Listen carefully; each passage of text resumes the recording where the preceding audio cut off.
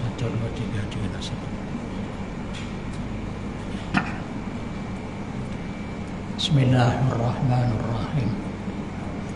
Assalamualaikum warahmatullahi wabarakatuh. Alhamdulillah. Alhamdulillah Rabbil Alamin.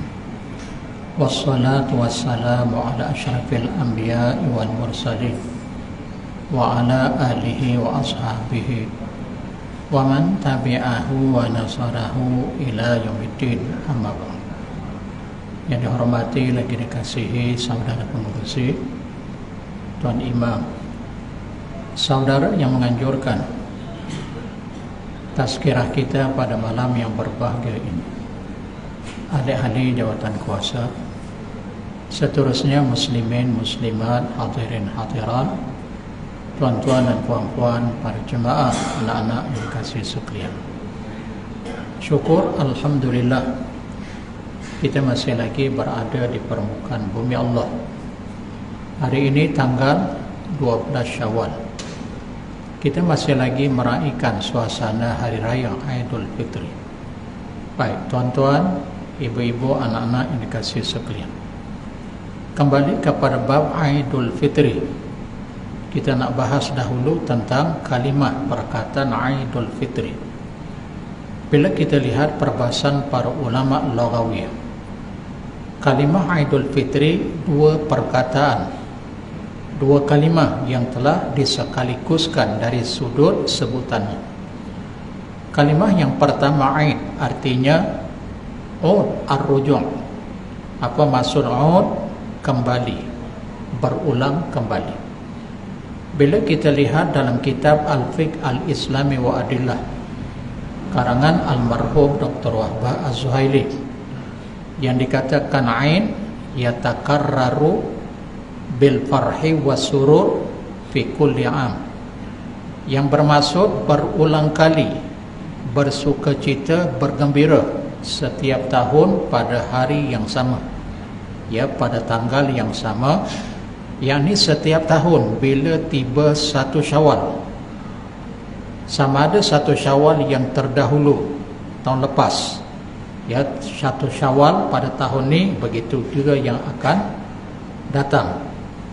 Bila berlaku tanggal 1 Syawal, berulang kembali, ya, pada hari tersebut bergembira, bersukacita. Baik, kemudian kalimah yang kedua Fitri. Fitri itu maksudnya fitrah, kembali berulang kali, bergembira, bersukacita pada hari tanggal yang sama, dalam masa yang sama kembali kepada fitrah. Artinya orang yang hidup ketika itu, pada masa itu tanggal 1 Syawal, dia seolah-olah hidup dalam keadaan fitrah. Ini merujuk kepada ayat Al-Quran, ya, dalam surah Ar-Rum juzuk yang ke-21 ayat 30. Allah akan berfirman, a'udzubillahi minasyaitonirrajim, fa'aqim wajhaka lidini hanifa fitratallahi allati fataran nasa 'alaiha ila akhiril ayat. Yang bermaksud, hendaklah engkau mengarahkan, menghalakan wajahmu, ya, fa'aqim, perintah daripada Allah, hendaklah kamu meluruskan, ya, menghalakan akan wajahmu, hanifa, agama yang hanif, agama yang benar, agama yang lurus, yakni agama Islam. Kemudian kata dia Allah, fitratallahi allati fataran nasa 'alaiha, yang agama Islam, agama Allah itu agama fitrah, ya, ke atas manusia. Artinya Islam agama fitrah, agama naluri. Fitrah manusia ni dia berhajatkan kepada ketuhanan. Sekalipun agama dia bukan agama yang benar, tapi bila cerita bab manusia, manusia perlu berhajat kepada ketuhanan. Ya, agama Hindu, agama Kristian, Buddha dan lain-lain, mereka berhajat kepada ketuhanan. Ya, bermaksud mereka meyakini pasal apa? Pasal fitrah. Fitrah semula jadi, kejadian manusia ni dia nak kepada ketuhanan. Dia seolah merasakan dia serba lemah. Kalau dia memohon kepada Tuhan mereka, mereka ada kekuatan dari sudut kerohanian. Baik, kita bukan nak bicara bab tu. Kita nak memfokuskan, nak menghuraikan kalimah fitri, kembali kepada fitrah. Artinya manusia ni Allah ciptakan berhajatkan kepada Tuhan. Kemudian agama yang benar di sisi Allah adalah Islam. Islam tu agama fitrah. Ya, artinya hukum hakam, peraturan yang terdapat dalam Islam kita boleh mengerjakan, melakukan, melaksanakannya. Baik. Kemudian kalau kita rujuk dalam hadis riwayat Al-Bukhari dan Muslim, bersumberkan daripada Abu Hurairah radhiyallahu anhu, kan Nabi sallallahu alaihi wasallam bersabda, kullu mauludin yuladu 'alal fitrah fa abawahu yuhawidani au yunassirani au yumajjisani. Yang bermaksud setiap bayi yang lahir, ya, bayi yang lahir itu yuladu 'alal fitrah, lahir dalam keadaan fitrah. Maksud dalam hadis itu bayi itu lahir dalam keadaan bersih, suci. Lalu kata dia Nabi, kedua ibu bapanya lah yang bertanggungjawab akan mengyahudikannya atau memajusikannya atau menasranikannya. Ala kulli hal, mana-mana bayi yang lahir daripada perut ibu, walaupun mak dia bukan menganut agama Islam, ya, bapa dia pun bukan agama Islam, maka bayi itu tetap dalam keadaan fitrah. Nah, kita nak membahas, kita nak memfokuskan, memahamkan perkataan kalimah fitrah. Ya, artinya pada tanggal 1 Syawal kita kembali pada fitrah, macam bayi yang baru lahir daripada perut ibu. Walaupun ketika itu usia kita mungkin 60-an, 70-an, 80-an, ya, pada zahirnya panjang umur, banyak keperbagaian dosa yang telah dilakukan. Walaupun demikian, sebulan, bulan Ramadan, kan bulan Ramadan itu penyucian, ya, pembersihan daripada dosa, penyucian jiwa, pembersihan dosa. Kan dalam hadis kita barangkali mendengar hadis ni ketika kita berada dalam bulan Ramadan tempoh hari, ya. Kan Nabi sebut hadis tu riwayat Al-Bukhari dan Muslim. Hadis ni masyhur, popular. Kan terjemahan daripada hadis tu, barang siapa yang berpuasa dalam bulan Ramadan penuh dengan keimanan mencari keridhaan Allah, nescaya diampunkan dosa-dosanya yang terdahulu. Artinya dengan puasa yang benar, puasa yang betul, menepati hukum syarak, terampun dosa. Baik, kemudian hadis yang lain Nabi sebut man qama lailatul qadri.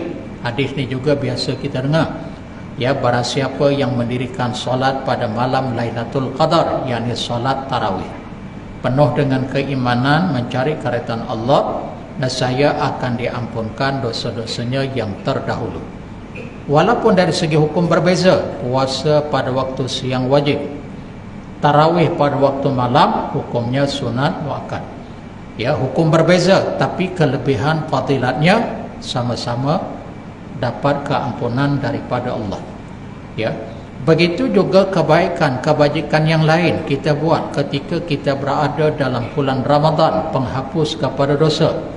Contohnya kita bersedekah, memberi perbukaan puasa kepada orang yang berpuasa.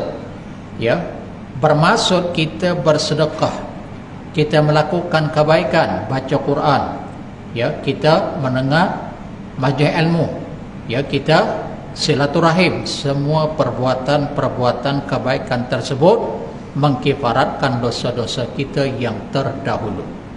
Nah, sebab itu pada tanggal 1 Syawal namanya Aidul Fitri, kembali kepada fitrah. Baik, katalah contoh, ya, katalah seorang hamba Allah, dia ni berjiran dengan kita, kan, berjiran dengan kita. Bila dia berjiran dengan kita, kita lebih tahu. Sepanjang kita berjiran dengan dia, katalah 30 tahun, tak pernah kita nampak batang hidung dia. Ya, ke masjid, ke surau, dia hadir dalam majlis ilmu. Tiba-tiba 1 Ramadan tadi turun dia ke masjid, turun dia ke surau. Lalu bila dia turun, dalam hati kecil kita, bila kita tertengok dia, kita ternampak dia, lalu kita pun terkata, ya, apa kata kita dalam hati kecil? jiran aku ni barangkali habis kuat ni 10 malam je, lepas ni mesti lesat, lepas ni mesti tak nampak batang hidung, paling kuat pun 10 malam. Rupanya 10 malam masih kekal, masih still. Ya, lalu kita pun jangkaanku tak tepat, aku menyangkakan 10 malam, rupanya ni dah malam ke-20, masih kekal. Dan ketika itu perubahan secara drastik. Kalau selama hari ini dia tak pernah melakukan kebaikan pada zahirnya, penglihatan mata kita, tapi bermula 1 Ramadan tadi nampak perubahan ke masjid, bukan sahaja solat pada waktu Isyak dan Tarawih 5 waktu tak tinggal, subuh dia ke masjid, zuhur, asar, maghrib, seterusnya, itu pun tengok. Kemudian kepribadian pun dah berubah, kan? Kepribadiannya, akhlak dia pun sudah berubah. Kita nampak dipanggil anak-anak, mai sini nak, pakcik ni pun dah berumur, dah tua, buat apa duit nak banyak-banyak, mai sini nak. Mana kawan kamu ni, pakcik nak bagi RM10. Budak-budak dapat RM10. Apa pakcik? Sekali lagi pakcik, kok saya salah dengar? Mana kawan kamu? Kawan? Oh boleh pakcik, no problem. Berapa ramai pakcik nak?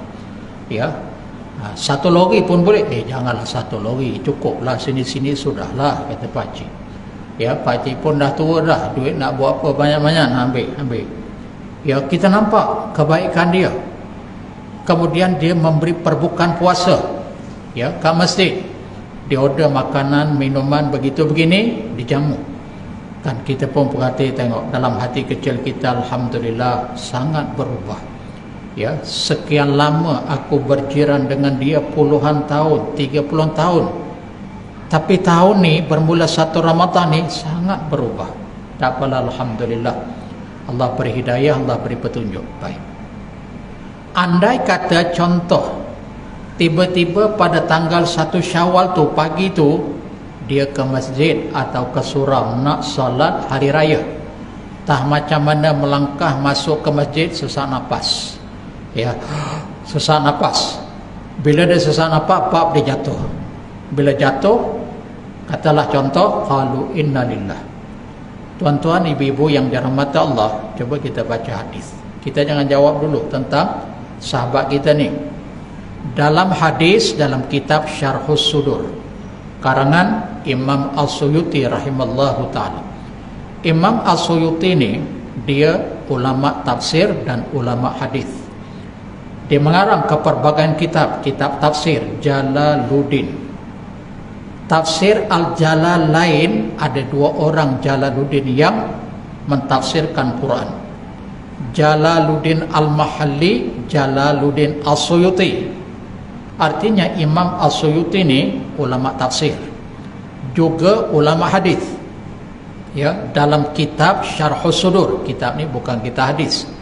Kitab ni kitab berbentuk peringatan kepada orang yang hidup akan mati. Ya, cerita tentang kematian, cerita tentang alam barzah, tentang syurga, tentang neraka. Kitab Syarhus Sudur. Baik. Dalam kitab tersebut ada hadis riwayat Imam At-Tirmizi dan Al-Hakim. Hadis ini bersumberkan daripada Anas bin Malik. Saya memiliki kitabnya. Dalam hadis tu Nabi sebut begini, iza aradallahu bi'abdin khaira, apabila Allah menghendaki seseorang itu baik, isti'maluhu, nescaya Allah akan takdirkan kepada dia, Allah akan mengilhamkan kat dia ni. Bila Allah nak dia ni berlaku baik, Allah akan mengilhamkan dia beramal. Lalu para sahabat tanya kat Nabi, kaifa yasta'miluhu ya Rasulullah, bagaimana Allah mentakdirkan, Allah memimpin ia beramal. Apa yang kamu maksudkan ya Rasulullah, yang Allah pimpin dia, Allah mentakdirkan dia beramal? Apa Nabi jawab? Yuwaffiquhu li'amalin salihin qabla al-maut. Allah akan memimpinnya melakukan amal-amal soleh. Kerana amal ni dia ada 2, satu amal soleh, satu amal taleh. Apa maksud amal soleh? Amal-amal kebaikan. Amal kebaikan ni ada dua. Satu, kita dengan Allah. Contoh, kita nampak orang ni ke masjid, oh dia nak buat ibadah dengan Allah. Kita nampak dia sedang baca Quran, kita nampak sedang berzikir, sedang berdoa, oh dia tengah buat kebaikan, tengah buat ibadah dengan Tuhan. Yang kedua, kita melihat dia melakukan kebaikan semakhluk. Kita tengok dia menabur beras, dia bagi makan kepada ayam, dia bagi tulang ya kat kucing, kita nampak ya, dia beri kebaikan kepada manusia, dia bagi duit, mai anak ya, mana yang agak susah mai sini. Aku ni nak kata kaya taklah begitu kaya, tapi bolehlah sekadar membantu ya, duit pun nak banyak-banyak, nak buat apa, kita tengok. Nah, bermaksud amal yang pertama amal soleh, pertama dia dengan Allah, kedua dengan manusia, dengan makhluk ya, baik. Yang kedua amal toleh. Amal toleh ni amal kejahatan. Kita tengok dia, ya Allahu Akbar, bilalah nak berubah, bilalah nak bertobat. Orang ke masjid, orang ke surau, dia pergi ke pub kan, dia melakukan kejahatan. Tengok kelakuan dia, perangai dia, tutur kata dia, tengok kata-kata dia kasar, kesat, cercaan, maki hamun. Kita mendengar, kita melihat kan, baik. Kita bukan nak cerita bab. Kembali pada hadis tadi, yuwaffiquhu li'amalin salihin qabla al-maut. Apabila Allah menghendaki seseorang itu melakukan apabila Allah menghendaki seseorang itu baik, nescaya Allah akan mentakdirkan dia melakukan kebaikan-kebaikan. Lalu sahabat tanya, apa dia kebaikan? Melakukan amal saleh. Dia dengan Allah, dia dengan sesama makhluk. Kan sahabat tadi kita nampak masa bila dibuat qablal maut, ke masjid, ke surau, solat 5 waktu tak tinggal, solat tarawih, dia bagi kebaikan, kebajikan kepada anak-anak ya, dia bagi perbukaan puasa kepada orang puasa, kita tengok. Nah, bermaksud orang yang seumpama ini tanda-tanda khatimah al-khair, tanda-tanda husnul khatimah. Maksudnya walaupun sekian lama, puluhan tahun kita berjiran, bersahabat dengan dia, kita tahu sungguh kan, sebelum daripada ni, Allahu Akbar, kalau kita nak ke masjid, kita nak ke surau waktu maghrib, selamba aja cuci kereta, selamba aja siram pokok bunga, kita pun sindir dia, kita pun macam perli dia, kita beri salam, Assalamualaikum, dia pun tak ada segan silajak, Waalaikumsalam. Oh, nak ke masjid ya, tak apa, pergi-pergi dulu, mungkin aku kemudian kot. Tak ada perasaan segan dan malu. Itu sebelum dia berubah. Nah, kita nak cerita walaupun sekian lama, mungkin dia bukan orang yang baik, orang yang saleh, tapi sebulan ni perubahannya nampak. Sebelum dia meninggal, dia seorang yang baik, dia dengan Allah, penglihatan kita. Demikian juga dia dengan makhluk, penglihatan kita. Nah, meninggal pada tanggal 1 Syawal, Masya Allah wa tabarakallah, kembali kepada fitrah ya. Bermaksud kita pula yang kuat beramal, sekian lama dah kita beramal, jangan pula kita berbangga. Tak kalah nanti akhir hayat kau aku mati dalam keadaan sul khatimah, kalau begitu tak adil lah Tuhan. Subhanallah, Allah tetap bersifat adil, kita tidak boleh menyangka yang buruk kepada Allah. Cuma yang nak bagi tahu, tidak semestinya orang jahat pada penglihatan kita, pengetahuan kita ketika itu akan berakhir dengan kejahatan. Ketika mana yang kita sangka, puluhan tahun macam ni pengambil lah ni, kalau macam ni mati mesti dalam keadaan sul khatimah, nanti dulu, mana kita tahu perkara ke depan. Begitu juga orang yang melakukan kebaikan, puluhan tahun dia melakukan kebaikan, pasti mestilah dia mati dalam keadaan husnul khatimah, mana kamu tahu ya.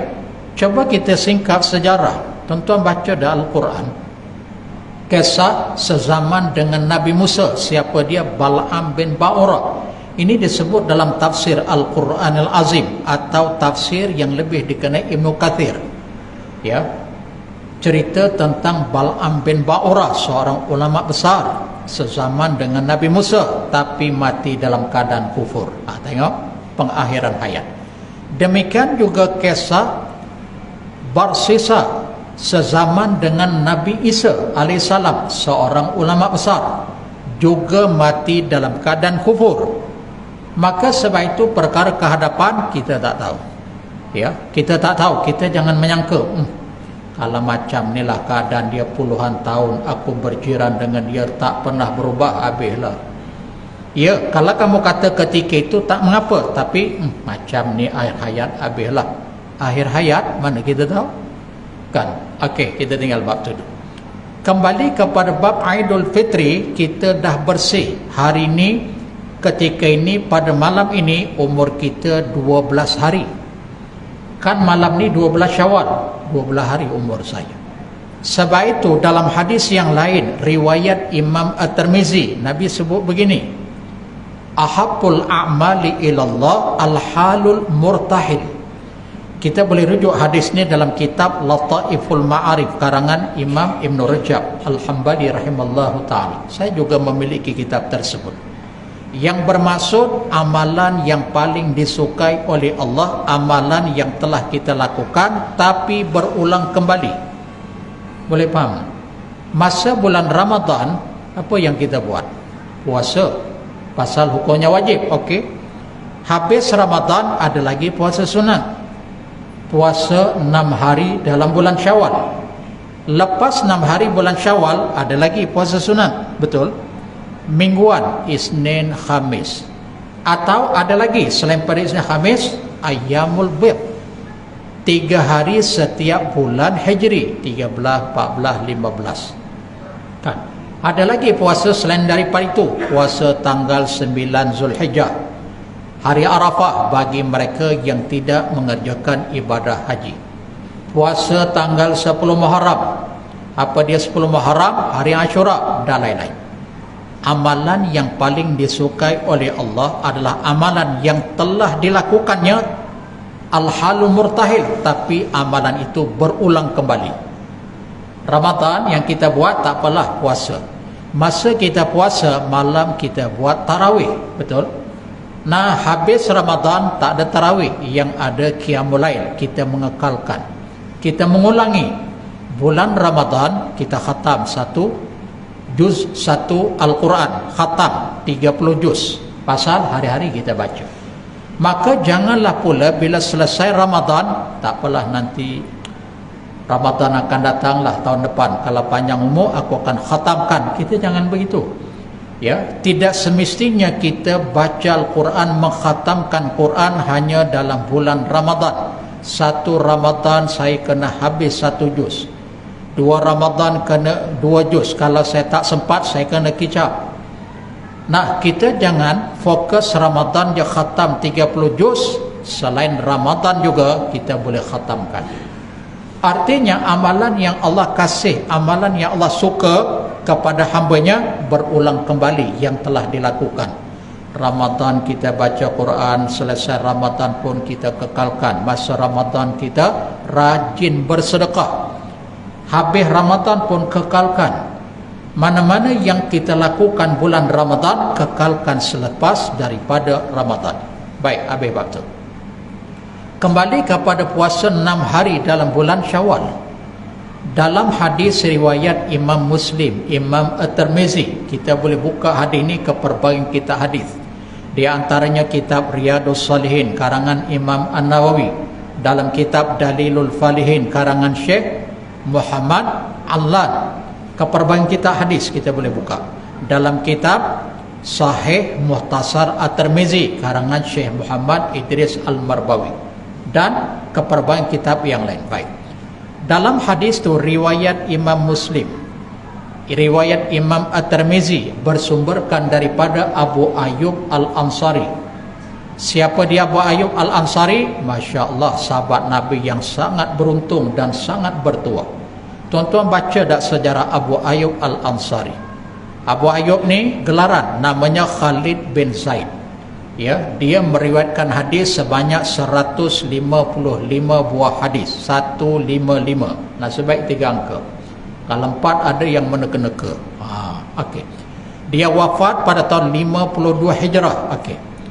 Masa Nabi sampai, apa keberuntungan, apa bertuahnya Abu Ayyub Al-Ansari ini masa Nabi sampai ke bumi Madinah. Masa itu Madinah namanya Yathrib. Ya, namanya Yathrib. Sampai maka ramai para sahabat yang berada di bumi Madinah masing-masing pegang tali kekang unta Nabi. Pas siapa dipegang, masing-masing pegang. Sahabat yang pertama pegang, sahabat kedua pegang, sahabat ketiga pegang, masing-masing pegang. Ya Rasulullah, jadilah tetamu kepada kami. Kawan ni pula kata, dah ya Rasulullah, jadilah tetamu kepada kami. Sahabat yang ya Rasulullah, sudilah kira jadi sahabat kepada kami. Akhirnya apa Nabi sebut? Begini kata dia ni, bukan aku tak sudi. Ini kalau bahasa kita lah, bahasa kita. Nabi ni orangnya ya Allahu Akbar sangat baik, a good behavior and character. Begini kata, bukan aku tak sudi, ya aku sudi. Aku juga sudi. Tapi beginilah untuk berlaku adil. Biarkan unta kuning dia berjalan mengikut kehendaknya. Bila dia bersedekap yang paling hampir dengan rumah tersebut, aku menjadi tetamunya. Biar aku berlaku adil. Biar, jangan pegang. Aku sudi semua. Tetapi biar unta ni dia berjalan sendiri, biar dia bersedekap. Mana yang dia dekat dengan rumah dia bersedekap, aku akan menjadi tetamunya. Ditakdirkan oleh Allah Abu Ayyub Al-Ansari. Tuan-tuan tahu rumah Abu Ayyub Al-Ansari di mana? Di Madinah, tahu?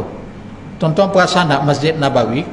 Perasan tak pintu As-Salam? Pintu As-Salam kita masuk straight langsung makbarah Nabi. Betul? Di depan itu adalah rumah Abu Ayyub Al-Ansari. Ya, ala kulihat secara tepatnya wallahu taala a'lam. Ya, secara tepat saya pun tak tahu. Tapi saya diberitahu di situ tapaknya oleh pelajar-pelajar yang senior. Ya, pelajar-pelajar yang duduk di Madinah, yang mengaji Madinah, dia bagi tahu, Ustaz mungkin tak tahu. Ya, saya tak tahu. Dia bagi tahu sini Ustaz tempat dia. Ya, ala kulli hal secara tepat kami pun tak tahu. Kami tahu abang-abang kami yang terdahulu bagi tahu. Abang yang terdahulu. Okey, kita bukan nak cerita bab. Dalam hadis tu Abu Ayyub Al-Ansari meriwayatkan Nabi sebut begini. Masuk dah? Belum dia. Man shama ramadhana summa atba'u sita min syawal kana kasiyamid dahr. Barang siapa yang berpuasa dalam bulan Ramadan kemudian diiringi 6 hari dalam bulan Syawal, maka seolah-olah dia berpuasa sepanjang masa. Hadis ni saya yakin dan percaya boleh dikatakan mana-mana ustaz yang mengajar dia akan baca hadis ni. Dia peringat ustaz pertama baca, ustaz kedua baca, ustaz ketiga baca, ustaz keempat, supaya kita tak ketinggalan, supaya kita tahu kelebihan puasa 6 hari bulan Syawal. Ya, siapa yang puasa 6 hari bulan Syawal macam dia berpuasa kasiyamid dahar, puasa sepanjang masa. Bagaimana boleh berlaku sedemikian? Pahamkan, perhatikan baik-baik. Kita puasa ni 1 Ramadan seolah-olah menepati 10 hari. Kerana para ulama diberhujah dengan nas Al-Quran dalam surah Al-An'am juzuk yang ke-8 ayat 160. Allah berfirman, man jaa'a bil hasanati falahu asyru amsalihha. Barang siapa yang melakukan satu kebaikan, maka baginya ada 10 ganjaran pahala. Ayat Al-Quran ini diperkuatkan lagi dengan hadis-hadis yang lain. Ya, bermaksud sehari kita puasa bulan Ramadan macam menepati 10 hari.